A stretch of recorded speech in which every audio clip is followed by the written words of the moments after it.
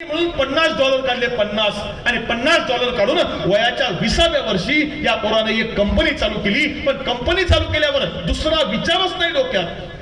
सकाळ झाली की कंपनी, दुपारी कंपनी, रात्री झोपेत सुद्धा कंपनी, दिवसभर कंपनी, कंपनी एक कंपनी, कंपनी शिवाय दुसरं काहीच नाही. पुढची 10 वर्ष हे पोरग त्या कंपनीमध्ये इतकं काम करत होतं की दुसरा विचारच केला नाही. आणि या पोरानं 10 वर्षामध्ये त्या कंपनीला इतक्या मोठ्या उंचीवर नेऊन ठेवलं की वयाच्या 20व्या वर्षी जी कंपनी चालू केली होती, हे पोरग जेव्हा 30 वर्षाचं झालं त्यांनी $50 घेऊन ही कंपनी चालू केली होती. त्या कंपनीचा टर्नओव्हर हा $2 बिलियन झाला. त्यानं 4 मित्रांना सोबत घेऊन चालू केलेल्या कंपनीमध्ये 5000 लोक काम करायला लागले. त्या कंपनीचं नाव होतं ऍपल आणि त्या पोराचं नाव होतं स्टीव्ह जॉब. त्यानं ऍपलचा मोबाईल बनवला ना, ते पोरग वयाच्या 20व्या वर्षी चालू केली ऍपलची कंपनी, 20व्या वर्षी. आणि जेव्हा स्टीव्ह जॉब 30 वर्षाचा झाला ना, त्यावेळी तिघं पार्टनर 4 जण होते. तिघं एका बाजूला झाले, म्हटले नाही आम्हाला तुझ्यासोबत राहायचं नाही. तिघं एकत्र आले. तिघांनी त्या स्टीव्ह जॉबला ऍपल मधून हाकलून दिलं. रस्त्यावर आलाय तो, रस्त्यावर. काय करावं त्यानं, काय करावं? ज्या कंपनीत 10 वर्ष घातले, कंपनी उभी केली, 4 लोकांवरून 5000 लोकांवर नेली, $50 वरून $5 बिलियन वर नेली, रस्त्यावर आलाय, रस्त्यावर. आम्ही काय केलं असतं? किरकोळ कुठं अपयश मिळालं का आमची पोरं पंख्याला दोर बांधतात. किरकोळ कुठं अपयश मिळालं की आमची पोरं वाईट विचार करतात. त्या स्टीव्ह जॉबला पत्रकारांना विचारलं, आता काय करणार? अरे तुझी उभी केलेली कंपनी आहे, 10 वर्षाची मेहनत पाण्यात गेली आहे, तू रस्त्यावर आलाय, आता काय करशील? त्या स्टीव्ह जॉबनं काय सांगितलं माहिती आहे? त्या स्टीव्ह जॉबनं सांगितलं, माझी फक्त एक कंपनी हिसकावून घेतली औरंगजेबाच्या छावणीवर. का?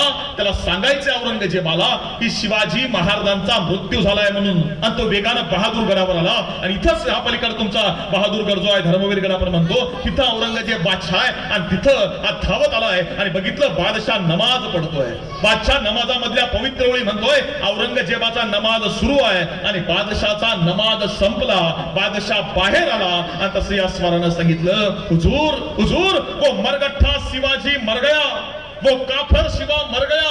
आणि औरंगजेबानं काय करावं?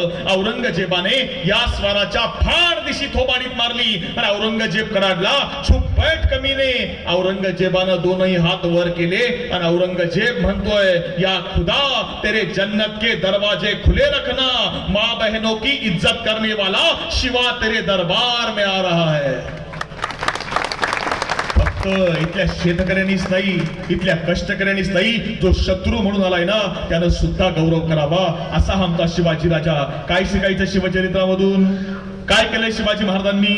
अफजल खान मारला, शाहिस्ते खान कापला, सुरत बेसुरत केली, स्वराज्य उभं केलं. हे सगळं एक वेळ विसरून गेला तरी चालेल, पण एक गोष्ट लक्षात ठेवा, 1661 साली शिवाजी महाराजांचे वडील शहाजी राजे महाराष्ट्रामध्ये आलेत. त्यावेळी आपल्या बापाचे जोडे डोक्यावर घेऊन नाचला शिवाजी राजा. आपल्या आईचा एक शब्द खाली पडू देत नव्हता शिवाजी राजा. अरे स्वराज्य उभं करायचं आहे, हे स्वप्न शिवाजी महाराजांच्या आईचं आहे, शिवाजी महाराजांच्या वडिलांचं आहे. आपल्या आई वडिलांचं स्वप्न पूर्ण करायचं म्हणून संपूर्ण आयुष्याचं रणांगण करून गेलाय शिवाजी राजा. तर आपल्या वडिलांचं स्वप्न पूर्ण करायचंय म्हणून प्राणाचं बलिदान करून गेलाय संभाजी राजा. आम्ही काय करतो आमच्या आई वडिलांकरता? आम्ही म्हातारपणी आई वडिलांचे वाटे पाडतो. आमच्याकडे आई वडिलांचे म्हातारपणी वाटे पाडले जातात. कसे? म्हातारा थोरल्याकडं, म्हातारी धाकट्याकडं. लक्षात ठेवा, जाती करता काही नाही केलं ना चालेल, धर्माकरता काही नाही केलं ना चालेल, गावाकरता काही नाही केलं ना तरी चालेल. आपल्या आई बापाचे सर्वोत्तम पुत्र व्हा. तुम्ही शिवाजी व्हाल, तुम्ही संभाजी व्हाल.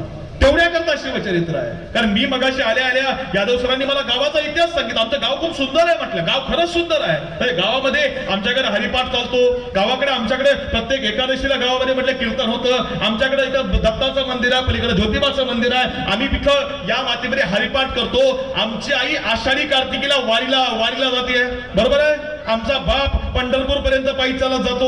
आई डोक्यावर तुळशी घेऊन पंढरपूर पर्यंत जाते.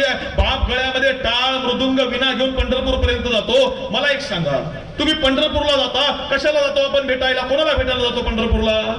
पांडुरंगाला, बरोबर. पांडुरंग कोणाला भेटायला आला होता? तुम्हाला, मला, कोणाला? पुंडलिकाला. काय केलं पुंडलिकाने?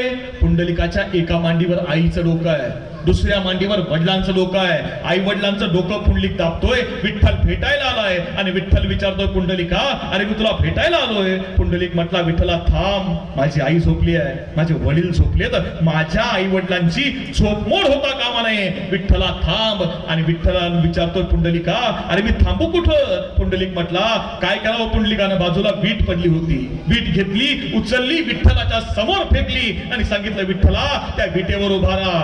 आजही जाऊन बघा पंढरपूरमध्ये पांडुरंग कशावर उभा आहे? विटेवर. कुणा करता आला होता?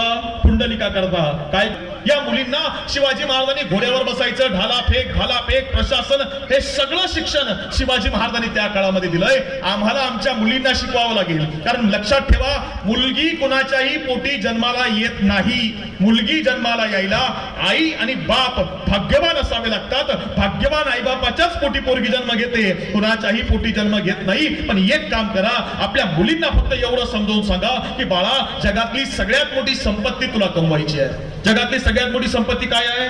तुम्हाला उदाहरण सांगतो. हे तुमचं दौंड आहे. इथून पुढे गेलात ना नगर लागतं, नगरच्या पुढे गेलात ना तुम्ही कोपरगाव लागतं. साहेब कोपरगाव मध्ये कारखाना आहे. या कारखान्यावरती अशोक पवार नावाचा एक माणूस आहे, ड्रायव्हर आहे, ट्रक ड्रायव्हर आहे. कारण ऊस वाहून नेतात ना आपले, ते ऊस वाहून न्यायचं काम तो ट्रक ड्रायव्हर करतोय. त्याला एकच मुलगी आहे आणि ताई त्याचं स्वप्न आहे, मला एक मुलगी आहे ना, आनंदाची गोष्ट आहे, माझ्या मुलीला मी शिकवणार, माझ्या मुलीला मी मोठं करणार, तिच्या पायावर उभं करणार. आणि पोरगी सुद्धा इतकी जिद्दी आहे की बापाच्या विश्वासाला तडा जायला तयार नाही. आणि मुलगी ग्रॅज्युएट झाली आहे. ग्रॅज्युएट झाल्यानंतर या पोरीनं स्वतःला घरामध्ये कोंडून घेतलंय. मुलीचं नाव आहे दर्शना पवार. मी आता तुम्हाला जेवढं जे काही सांगितलं, तुम्ही युट्यूबला सर्च करा, गुगलला सर्च करा, तुम्हाला सगळं तसंच तशी माहिती मिळणार की दर्शना पवार नावाची मुलगी, हिनं स्वतःला 4 वर्ष घरामध्ये कोंडून घेतलं. एमपीएससी यूपीएससी चा अभ्यास करायला सुरुवात केली आहे आणि 4 वर्षामध्ये या मुलीनं एमपीएससी ची पोस्ट काढली आहे. त्या पोस्टचं नाव आहे RFO, म्हणजे रेंज फॉरेस्ट ऑफिसर. मुलगी सुपर क्लास 1 अधिकारी झाली आहे. गावाला आनंद झाला, आमच्या गावातली पहिली पोरगी आहे सुपर क्लास 1 ऑफिसर आहे. क्लास 1 ऑफिसर आहे आमची पोरगी. अख्ख्या गावात त्या पोरीचे फ्लेक्स लागलेत. अख्ख्या गावामधून त्या मुलीची मिरवणूक काढली गेली आणि मिरवणुकीमध्ये त्या ओपन गाडीमध्ये पुरीला बसवलंय. आज प्रत्येक घरासमोर पुरीची आरती होतीये. 2 हार आणले जायला लागले, 2 हार. एक त्या पोरीच्या गळ्यात टाकला जायचा, एक पोरीच्या बापाच्या गळ्यात पडायचा. त्या बापाला आनंदाचे अश्रू की संपलं ना, माझ्या पोरीमुळे माझ्या आयुष्यातच सार्थक झालं, माझी पोरगी अधिकारी झाली आहे मोठी. आणि दुसऱ्या दिवशी या पोरीचा पुण्यामध्ये बालगंधर्वाला सत्कार आहे. आणि दुसऱ्या दिवशी सकाळी पोरगी पुण्यामध्ये पोहोचली आहे. 9 ते 11 बालगंधर्व मध्ये सत्काराचा कार्यक्रम केला. आणि 11 वाजेनंतर या मुलगी तिच्या एका मित्रासोबत फिरायला गेली आणि फिरायला गेलेली पोरगी पुन्हा घरी परत आलीच नाही. बाप दिवसभर फोन लावतोय, पोरगी कुठं आहे, सापडायला तयार नाही. दुसऱ्या दिवशी बाप घाबरला, पुण्यामध्ये आलाय, अख्ख्या पुण्यात शोधतोय, पण पुण्यामध्ये काय तपास लागत नाही. सगळ्या नातेवाईकांकडे गेला, मैत्रिणीकडे गेला, दर्शना कुठं आहे, तुमच्याकडे आलीये का, तुमच्याकडे आलीये का, सगळ्यांना विचारलं, पोलीस सांगायला तयार नाही. घाबरलाय, पोलीस स्टेशन समोर गेलाय, पोलिसांसमोर रडतोय आणि सांगतोय, माझी पोरगी क्लास 1 ऑफिसर झाली आहे, माझी पोरगी RFO झाली आहे, माझ्या मुलीचा कालपासून मोबाईल लागत नाही, माझ्या मुलीला शोधा.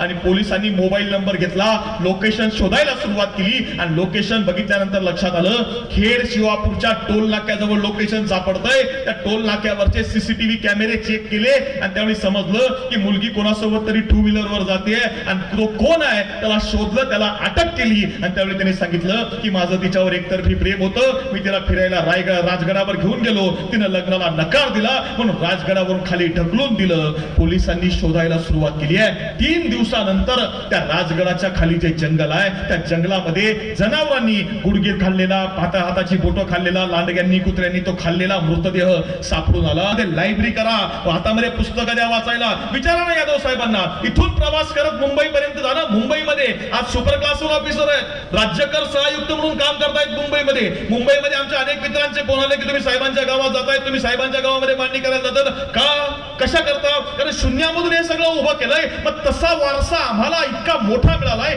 आमच्या मुलांनी सुद्धा ते केलं पाहिजे.